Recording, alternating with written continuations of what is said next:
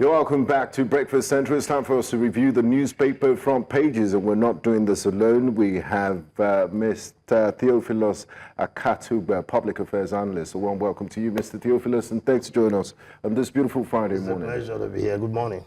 Good morning. It's a pleasure to have you. We're happy to have you. So what newspaper do we start with? All right, let's punch with the Punch. On the front page of the Punch newspaper, ex-National Assembly members, groups falls reps 31 new states proposal.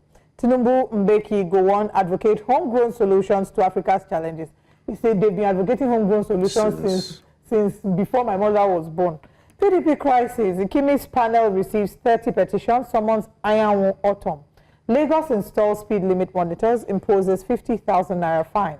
Opposition plans unveiling of mega coalition in June. Geng. And there's also one fresh price hike looms as MPA plans 15% tariff increase. Every other week there's an increase somewhere. Absolutely. Very soon. Thank God I was saying off air that we're not able to buy oxygen for those who, we can regularly breathe. If not, they will have taxed it and won't be able to afford it. I won't Final story, Obaigbena GHL file appeal against favorable High Court ruling, and the matter continues. Let's move to the next paper, the Nigerian Tribune.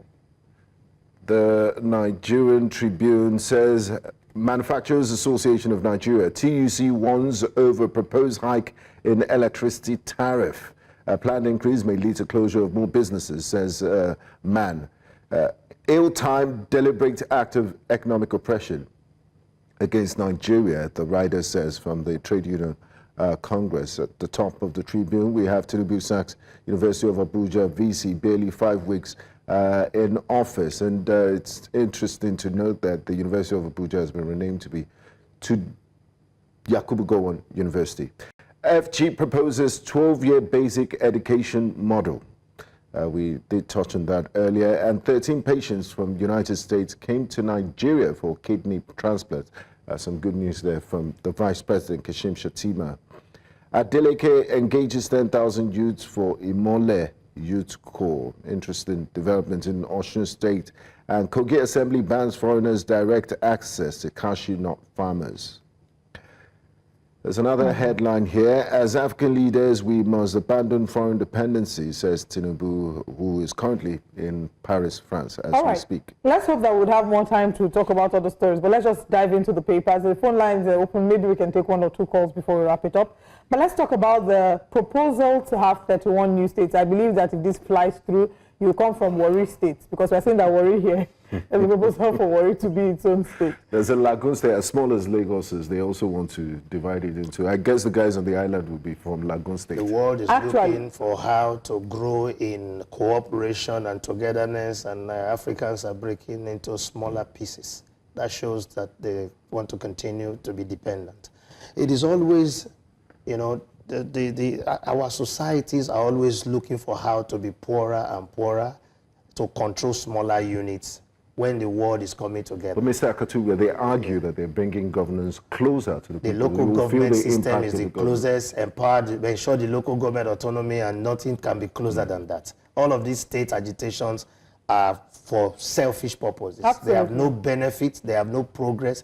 Even the structures we have, there are many unviable states, and some other ones want to be more and more viable. And it's expensive. You have a governor, you have secretariat, you have a state house of assembly. And all of them will keep running every month, cap in hand to withdraw budget and duplicate so many things. And then local, see, we need to look at how we can cooperate with other countries and have what you call an expanded economic environment. These smaller units and all the blockades that we are creating, the European Union, they looked at it, they saw the futility of all of them being single nations. And they formed the European Union with which they can compete with the United States. And the same thing is happening all over the world. And here you have Nigerians trying to break into smaller units so that those political tradesmen will have their small areas to control and have executive power over resources of a smaller unit. That's what they're looking for. And so let's see how they will achieve. You don't see any positives? Nothing positive will come out of it. I don't even see the positives as well, because the first thing I thought about when I heard this story was the fact that we're already struggling as is. The 36 states, every month, a number of them are going cap in hand to the Federation, to look for money. They're waiting for federal allocation. They don't even yet pay salaries. The accusation of a number of them not paying minimum wage yet. So it's just, we have not survived the one that we have. Why are we doing more? Let's try and put ourselves in the psyche of the members of the House of Reps that proposed this. Did they not think this through in the first place? Well, maybe, I would imagine that because people like the Southeasterners had been clamoring for the Olu states because they felt like they didn't have adequate representation in the geopolitical zones. Yes. So if they're asking for Olu states, does it now mean we should now add 31 states? Let's hear from Lenin calling from 30 others. Lenin calling from Abuja. Good morning, Lenin. Good morning, Olive. Good morning, brother. Morning. Please go ahead. You see this country, Nigeria is liking to somebody. Like in Nigeria, they say your name has a lot to do with your progress. All right? In America, we have a Bush that was a president. I want to talk about system to 12 years. What has that got to do with providing infrastructure in the primary school? Olive and Benga, have you gone to interior primary schools and see how worse the place is? So what has that got to do with it? Have they changed the system? Have they provided a chair in schools?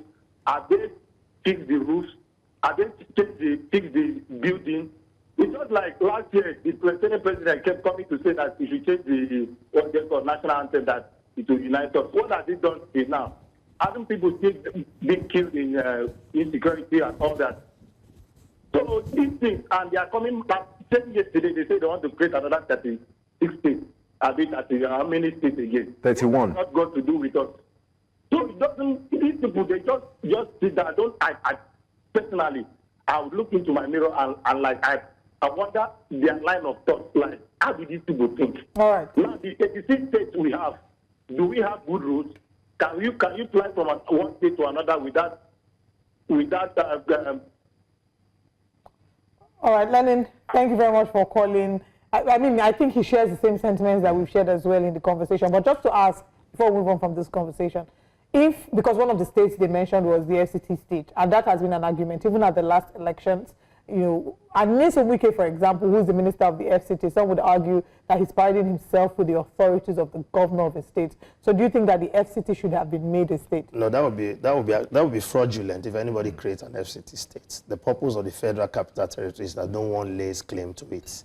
And so the idea of an FCT state is already against that understanding and against that standing, because we can't have any. I think politicians like to just exercise themselves sometimes in futility to placate their people, even when they know that it will not work, even though nothing positive will come out of it. They will just carry it on as an exercise to have the credit that I have advocated for something, even though it did not work, because this is one of them.